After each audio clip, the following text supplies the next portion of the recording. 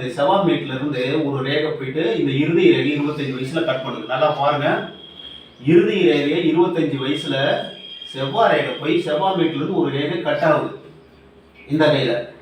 அப்படியே லெஃப்ட் ஹேண்டுக்கு வாங்க, ஆயுள் ரேகையை 25 வயசுல ஒரு கட் ஆகி போய் இறுதி ரேகை டச் பண்ணுது ஒரு ரேகை. பாருங்க, ஆயுள் ரேகைய அப்படியே செவ்வாய் மேட்ல இது மேல் செவ்வாயிலிருந்து கட் பண்ணுது, இது கீழ் செவ்வாயிலிருந்து கட் பண்ணுது.